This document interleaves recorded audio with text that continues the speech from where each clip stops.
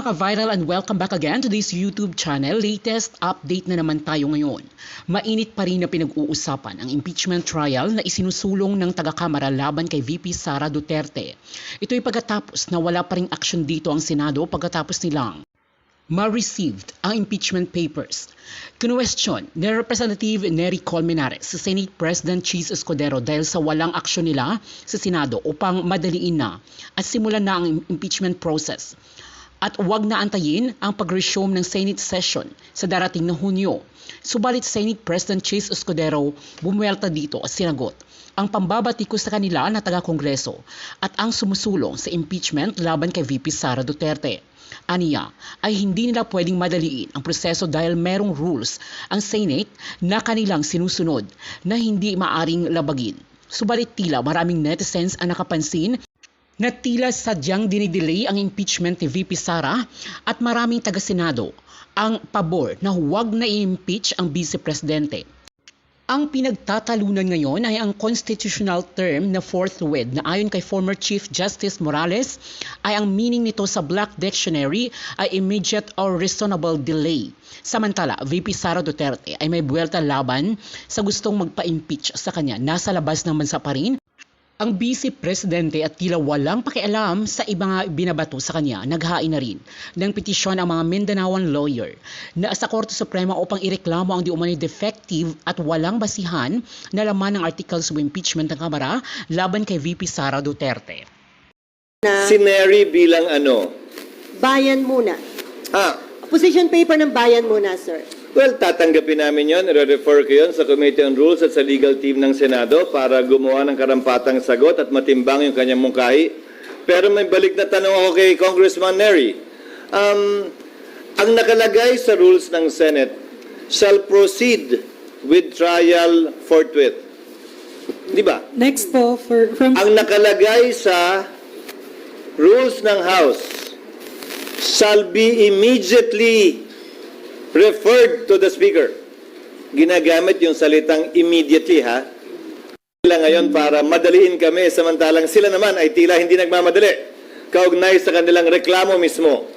Dagdag pa, gaya ng sinabi ko, hindi namin pwedeng ma-refer na yan at ma-convene yung court ng walang sesyon ng Senado. Sir, pero i-refer namin yun sa aming mga legal teams para makonsidera yung kanilang mga sesyon. Justice Carpio Morales. According to Black Dictionary, forthwith means immediately, at once, but it also considers reasonable delay. Some of the senators, current senators, are running for re-election. To me, these constitute circumstances that can abate the use of the word forthwith. Thank you. Dito sa overall case laban sa pangalawang Pangulo. Well, in as far as the prosecution team is concerned, no, we are ready anytime the impeachment trial starts, no. Ang aking concern ay ma-frustrate ang sambayan ng Pilipino considering the clamor to pursue the impeachment trial, no? So, humbly speaking, I don't see any provision of the law which prohibits the Senate from convening as an impeachment court during recess. So I hope they will be encouraged to proceed to convene as an impeachment court, take their oath as judges of impeachment court para we can proceed to hear the impeachment case. Congresswoman, no, nagsabi nga, nandito na tayo sa exciting part eh.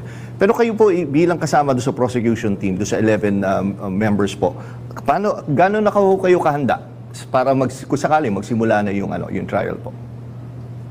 Alam niyo po kasi we were on board during the investigation of the Good Government Committee kung saan una po nating narinig itong issues concerning the misuse of confidential fund and the payola in the DepEd, no? So I think the team is ready. Plus, we started already discussing with each other in preparation also for this job that we need to do. Ano po kaya, bilang maging member po kayo ng prosecution panel, ano po ang gagawin yung strategiya or strategy ng inyong kampo para po sa impeachment trial na ito? Well, we are anchoring our prosecution primarily on the first three grounds, no? One is the threat to the life of the president, the first lady, and the speaker, because it is inconceivable to see and to hear this kind of demeanor behavior from the second highest official of the land. And of course, we know for a fact if something happens to the president, the one who will succeed will be the vice president. And ilang beses po niya sinabing hindi ito joke, something like that, no? So, ang appreciation po natin dyan, if she can do this to the president, then she can do this to anyone. And we do not want to see an official with that kind of behavior occupy the highest position of the Republic of the Philippines. We appreciated that incident as a betrayal to public trust, and that is our first article of impeachment in the impeachment complaint. No, the two other solid grounds where we are anchoring our prosecution ay yung number 2. Confidential fund na ito naman ay bugbog na bugbog dun sa hearing ng Good Government Committee, and even the third article of impeachment, which is the payola sa DepEd na inamin ng tatlong DepEd official, no? Ito po tatlong ito, we believe are very strong grounds for impeachment.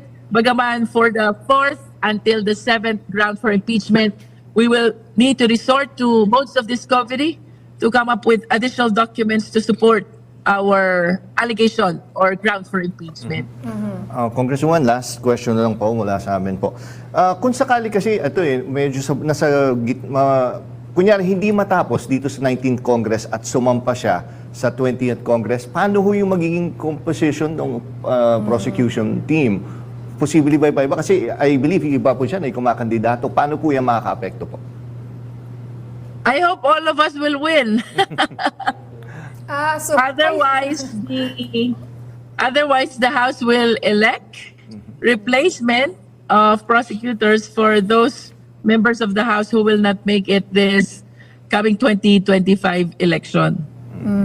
Ano po ang masasabi niyo dun sa mga nagrereklamo na nako, kampanya pa naman, campaign period, tapos may ganito, paano naman kami makakapagkampanya? Kabilang na yan, both the congressmen and congresswomen and the senators na tumatakbo. Actually, we have the same apprehension, no? Kahit ako, meron akong sariling laban sa Batangas, pero this is a constitutional duty that we really have to take, no? So, sana sa ating mga kababayan, sa ating mga constituents, they appreciate what we are doing as a service to the Filipino nation. Last na lang, sir. Kasama doon sa kanilang opposition paper, yung gamitin nyo na lang daw yung na-approve at na-publish na impeachment rules ng 19th Congress. Pwede naman talaga namin gamitin yon at isa yon sa pinag-aaralan namin.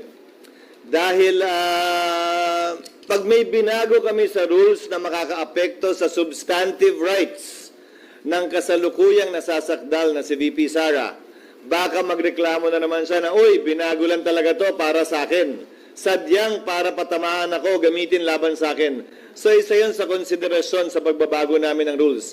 Na ang babaguhin namin ay yung mga dapat baguhin na hindi naman makakaapekto sa kasalukuyang mga karapatan ni Vice President Duterte. So, i-consider po namin yon. Pero ulitin ko, old rules man o new rules, kailangan may sesyon ang Senado, kailangan may sesyon ang Kongreso, bago kami makapag-convene ng impeachment court. Bilang huling sagot sa katanungan mo, may pressure ba sa akin? Wala. Dahil tulad ng sinabi ko sa inyo, unang araw pa lang ng pagkakasampa ng impeachment. Sino mang pabor sa impeachment o tutol sa impeachment, hindi matimbang ang opinion para sa akin. Dahil patas, parehas at pantay namin tatratuhin itong impeachment at kasong ito nang walang pinapaboran, walang tinititigan, walang tinitingnan lamang. Next from PTV4, then Marlo. Parang boljak yung mga mic nyo. Clau, yung mic. Hello, good morning, sir. Yes. Sabi rin po ni Congressman Colmenares, under the Senate rules, pwede na raw po kayong gumawa ng preliminary action like sending a copy of the impeachment complaint to VP Sara Duterte and giving her 10 days to reply. Personally, I tend to agree with Congressman Nery Colmenares. However, prudence is the better part of valor. Hindi siya klarong nakalagay sa rules at isa yan sa pinag-aaralan naming iklaro sa rules. Nando naman na yan, hindi yan karagdagang kapangyarihan, ikaklaro lang. Para yan ang magawa namin sa recess dahil 2 linggo lamang ang sesyon ng Senado pag-resume namin sa June 2 at saka dahil may mga senador na mag-expire ang term sa June 30. Sir, once the impeachment trial proceeds, as Senate President, sir, do you have an instruction to your fellow senators na mag-refrain muna on commenting on the impeachment issue since magsaserve sila as senator judges? Mula nung na-file yung impeachment, nanawagan na ako at nagbigay na ako ng hudyat sa mga miyembro ng Senado. Isabay na natin yung mga tumatakbo sa Senado ngayon. Mananalo man o hindi, may panalo man o wala, pasok man sa survey o hindi. Dahil hindi naman natin alam ang kapalaran kaugnay sa resulta ng halalan. Na maging maingat na huwag i-prejudge yung kaso dahil ni isa sa kanila, ni isa sa amin, wala pang nakikitang ebidensya, laban o pabor kay VP Sara para kami magsalita na kami mag-a-acquit o kami mag-convict. Fairness dictates, nothing less. Next. SP, good morning. Good morning. Nung birthday po ng wife nyo, nagpadala ng love letter sa inyo si Sen Coco regarding dito pa rin sa impeachment. Insisting na yung forthwith, dapat, ibig sabihin yan, immediately mag-convene na yung Senate impeachment court. Nasagot nyo na po ba yung... Hindi sinasabing immediately mag-convene. Wala sa konstitusyon yun. Ang nakalagay, shall proceed with trial forthwith. Pero kay Senator Coco mismo nanggaling, di ba? Nung in-interview niyo siya pag-file ng impeachment, hindi na aabot dahil magsasagutan pa din eh. Magpa-file pa ng answer si VP Sara, magpa-file ng reply ang kabila, ang prosecutors, maaari mag-file ng rejoinder si VP Sara, maaari mag-file ng sir rejoinder ang prosecutor, maaari mag-file ng anumang ad cautela pleading ang magkabilang panig bago kami makapag-set ng pre-trial. Sang-ayon sa rules of court na suppletorily applicable sa amin, pre-trial shall be set no more than 30 days from the time the issues have been joined and the last pleading has been filed. So, 10, 10, 5, 5, 5, 5, 5, 5, plus 30. Ubus na rin eh. Bago magsimula ang trial. Ulitin ko, kaya tinawag na free trial, hindi pa trial yon. Eh di pag trial yun, sinabi na lang sana trial, hindi pre. Di ba? Pre-trial pa lang yun. So hindi naman talaga kakayanin na mag-trial agad-agad tulad ng ginamit niya sa kanyang sulat, di ba? But nevertheless, I respect Senator Pimentel as a lawyer and I know he's a bar top-notcher, so we will nevertheless refer this matter to the Senate Rules Committee and to the legal team that the Senate is slowly but surely building up in connection with this case, para naman matimbang at makonsidera yung kanyang suggestion. Kasi para sa inyo, SP, under your leadership, how do you deal with that word, forthwith, in the Constitution? Forthwith, within the bounds of law. Illegal na mag-convene ako ngayon dahil wala kaming sesyon. Ayokong madaliin dahil nag-relax ang Kamara ng 2 buwan tapos mamadaliin kami ngayon.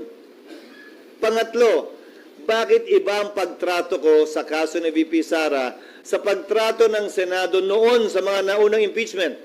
Na nung may recess ang Senado, nag-recess ang Senado. Hindi nag-convene ng recess. tinuloy nung nakapag-convene na ng may sesyon, tinuloy sa recess, pero hindi nagsimula, inintay matapos ang recess. Baka mamaya may reklamo na naman manggaling sa kampo niya. Naika nga, minamadali ito. Kung papakinggan ko yung mga gustong ma-impeach si VP Sara at gagawin ko yan, magre-reklamo naman yung kabila na minamadali talaga ito. Unawain ninyo at uulitin ko. Baliwala sa akin at hindi bali sa akin ang anumang opinyon o suwestyon o pagtulak ng mga partisano, pabor o kontra sa impeachment, pabor o kontra kay VP Sara. Gagawin namin kung anong tingin naming tama at dapat na ayon sa batas at sa konstitusyon nang hindi nagpapa-apekto sa kanila.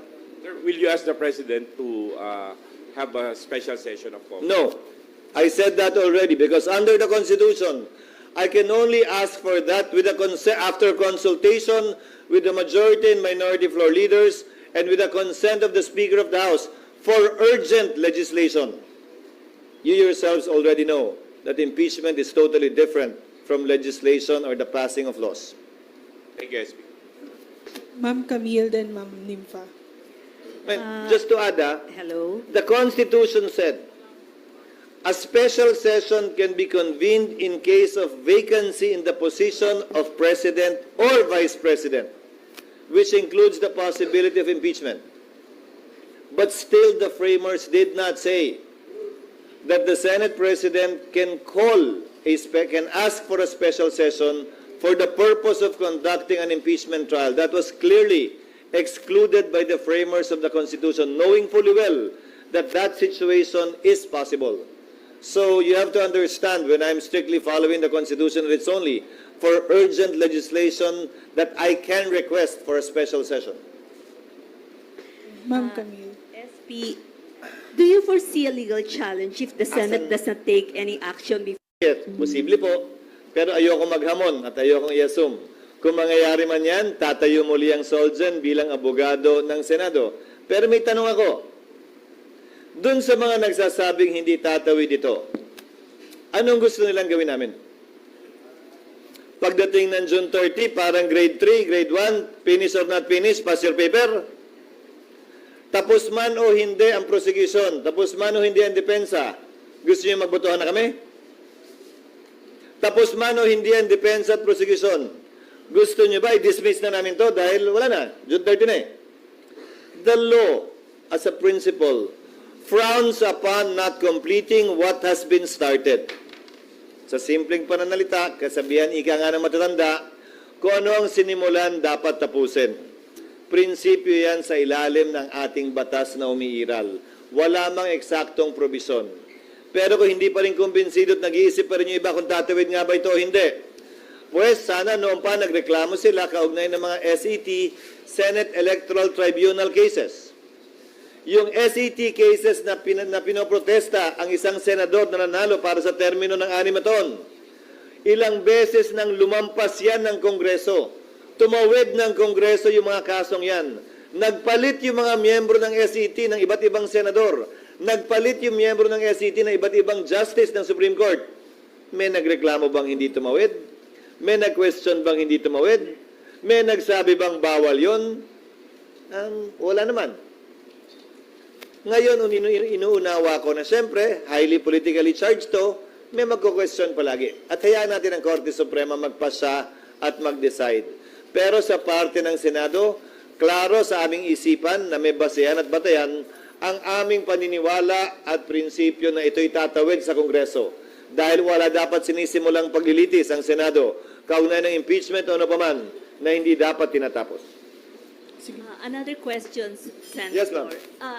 Yung meron pong suggestion si Supreme Court Retired Justice Carpio na if you're going to start it as early as now, pwede daw pong gumawa kayo ng mga polisiya and then yung 10-day na notice para kay VP Sara para po, kumbaga, makita lang po ng taong bayan na gumagalaw within the frame, within the time frame. What is your thoughts on this? Kinokonsidera namin yung kanyang suggestion, pero ulitin ko, ano ba ang posisyon niya? Ba't niya minamadali ito? Isa ba siya dun sa pumapabor sa impeachment laban kay VP Sara? Hindi ba ang sagot ay oo? So, bagaman ganun ang posisyon niya, iko-consider pa rin namin yung kanyang suggestion. Dahil isa naman talaga yan sa tinitingnan namin na ililiwanag sa rules. Hindi babaguhin sa rules, ililiwanag sa aming rules. Dahil ayaw na nga naming baguhin na baka magamit palaban sa amin na sabihing binabago lamang yan specifically para sa kaso lamang ni VP Sara. Sir, I have 3 questions. Meron pa? Sir, yung una, ano yung tingin nyo dun sa mga final sa Supreme Court? Whether petition for mandamus or yung para pigilan kayo na mag-impeachment trial, pwede ba talagang utusan kayo na mag-conduct ng trial or huwag mag-conduct ng trial? Ayokong pangunahan ng Korte Suprema. Hayaan nating baliktanawan na lamang ang kasaysayan. Minsan nag-utos ang Supreme Court, TRO, na wag nang ituloy ang impeachment laban kay Chief Justice Davide sa parte ng Kamara. Hindi yun sinunod ng Kamara. Nagbotohan pa rin pero hindi nakakuha ng 1/3. Number 2, nagdesisyon ng Korte Suprema sa kaso ni Chief Justice Corona naman na hindi pinapayagang buksan yung foreign currency deposit account. Nagbotohan ng Senado na sundin yung kautusan ng Korte Suprema. So, magkaibang sitwasyon, magkaibang panahon sa ating kasaysayan, magkaiba ang ginawa ng Kongreso at ng Senado kaugnay sa kautusan ng Korte Suprema. So, sa parte ng Senado ngayon, that will be decided upon by the Senate, depending on when the order or an order will be issued by the Supreme Court. So, until lumabas yung Supreme Court ruling, that's the time that you'll meet and decide kung anong gagawin, kung susundin o hindi ang Supreme Court ruling? Para sa akin, susundin dapat yon unless merong miyembro na mag-question at pagbotohan yon.